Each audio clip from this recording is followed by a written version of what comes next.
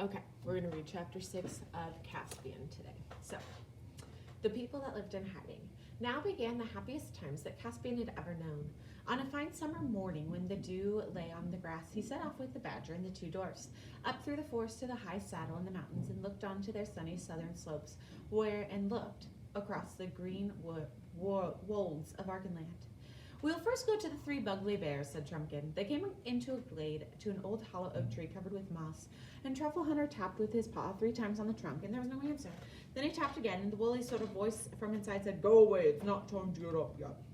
But when he tapped the 3rd time, there was a noise like a small earthquake from inside, and a sort of door opened, and out came 3 brown bears, very bugly indeed, blinking their little eyes. And when everything had been explained to them, which took a long time because they were so sleepy, they said, just as Truffle Hunter said, that a son of Adam ought to be king of Narnia, and they all kissed Caspian very wet, snuffly kisses, and offered him some honey.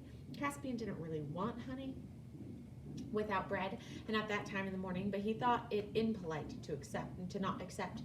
It took him very long afterward to get unsticky. After that, they went on traveling till they came across the beech trees, and Truffle Hunter called out, "Patter twig, patter twig, patter twig," and almost at once, bounding down from branch to branch till he was just above their heads, came the most magnificent red squirrel Caspian had ever seen. He was far bigger than the ordinary dumb squirrels, in which he had sometimes seen in castle gardens. Indeed, he was the size nearly of a terrier. The moment you looked at his face, you knew he could talk. Indeed, the difficulty was to get him to stop talking, for like all squirrels, he was a chatterer. He welcomed Caspian at once and asked if he would like a nut, and Caspian said thanks, he would. But as Patter Twig went bounding away to fetch it, Truffle Hunter whispered in Caspian's ears, "Don't look the other way. It's very bad manners among squirrels to watch anyone go to a store, or to look as if you wanted to know where it is." Then Patter Twig came back with the nut, and Caspian ate it, and after that Patter Twig asked if he could take any messages to other friends. "For I can go nearly everywhere without setting foot on the ground," he said. Truffle Hunter and the dwarfs thought this was a very good idea, and gave Patter Twig messages of all sorts to all sorts of people with very odd names, telling them to come to a feast in the council on the dancing law at midnight in 3 nights. "You'd better tell the 3 Buglies too," said Trumpkin. "We forgot to mention it to them." Their next visit was to the 7 brothers of the Shuddering Wood.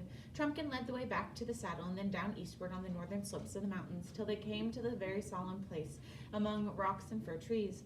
They went very quietly, and presently Caspian could feel the ground shake under his feet as if someone were hammering down below. Trumpkin went to a flat stone about the size of the water, and stamped on it with his foot.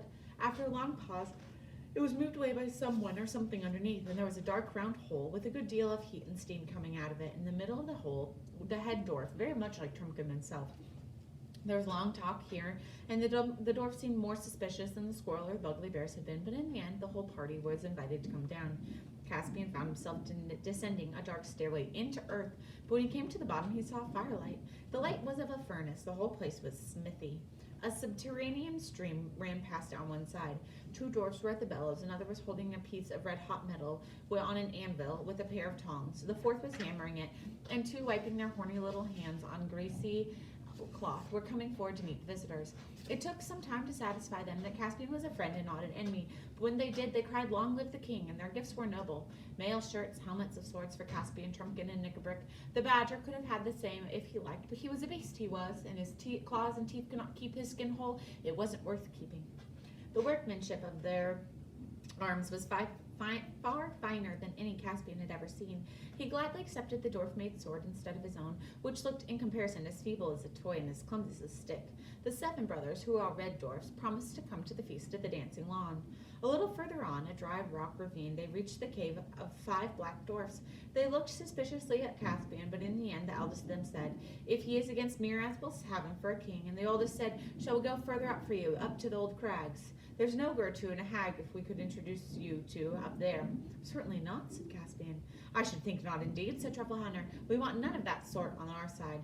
Knickerbrick disagreed with this, but Trumpkin and the badger overruled him. It gave Caspian a shock to realize that the horrible creatures out of the old stories, as well as the nice ones, had some descendants in Narnia still.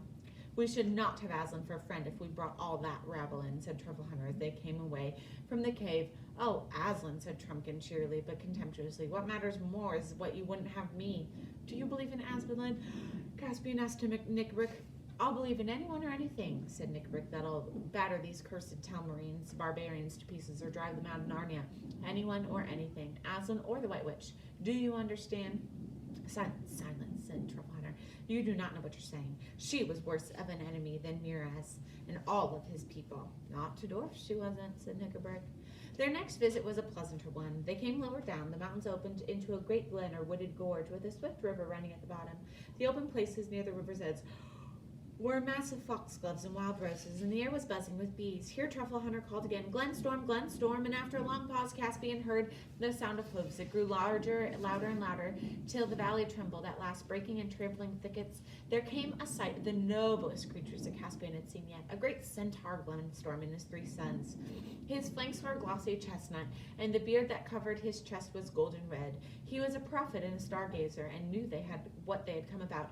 Long live the king, he cried, I and my sons are ready for war. When is battle to be joined? Up until now, Caspian or the others had really not been thinking of war. They had some vague idea, perhaps an occasional raid on some human farmstead or attacking a party of hunters if it ventured too far into the southern wilds. But in the main, they thought only of living to themselves in the woods and the caves and building an attempt at old Narnia and hiding. As soon as Glenstorm had spoken, everyone felt much more serious. Do you mean a real war to drive Miraz out of Narnia? Asked Caspian. What else? Why else would your majesty go mail-clad and with a sword? Is it possible, said Glenstorm. The time is ripe. I watched the stars, Badger, for it's mine to watch as yours to remember.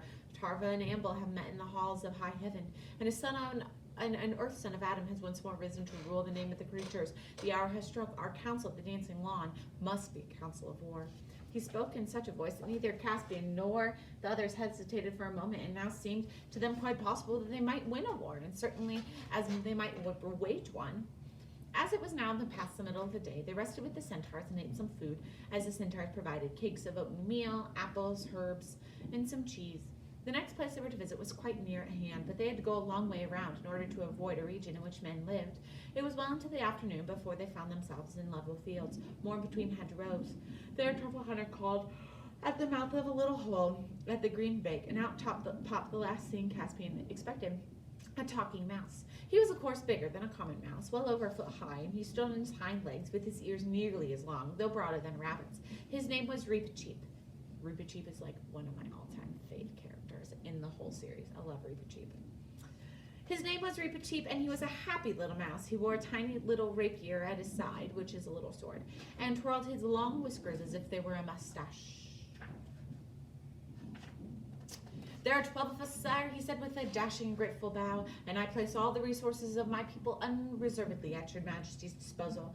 Caspian tried hard and successfully not to laugh, but he couldn't help thinking that Reepicheep and all his people could very easily be put in a washing basket and carried home on someone's back. It would take too long to mention all the creatures whom Caspian met that day. Codsey, the shovel, the mole, the 3 hard biters, who were badgers like Truffle Hunter, Camilla the hare, Hogglestalk the hedgehog. They rested, alas, beside a well, at the edge of a wide and level grass, bordered with tall elms, which now threw long shadows across it. For the sun was setting, the daisies closing, and the rocks flying home to bed. Here they supped on food that they had brought with them. Trumpkin lit his pipe. Nickelberg was not a smoker.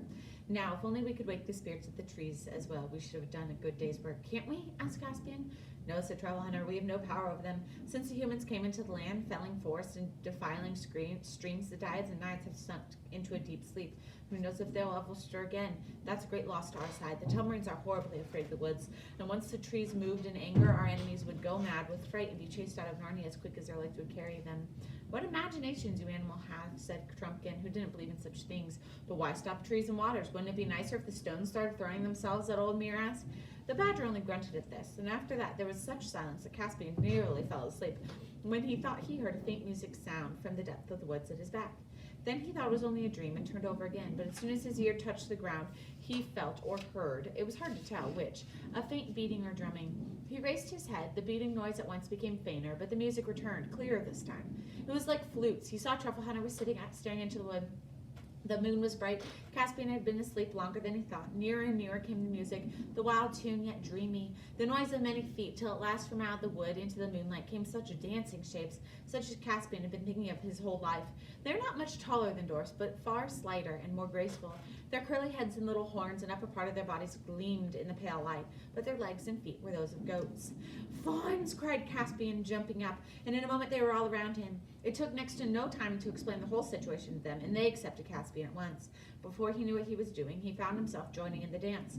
Trumpkin, with the heavier and jerkier movements, did likewise, even though Truffle Hunter hopped and lumbered about as best he could. Only Nick Brick stayed where he was, looking on in silence. Fawns footed all around Caspian to their reedy pipes. Their strange faces seemed mournful and happy all at once. Looked into his dozens of fawn, mentis, obentis, dumbnus, volans, volatus, gerbius, nemnus, nassus, and oskans. Pattertwig had sent them all. When Caspian woke the next morning, he could hardly believe that it hadn't all been a dream, but the grass was covered with little cloven hoof marks.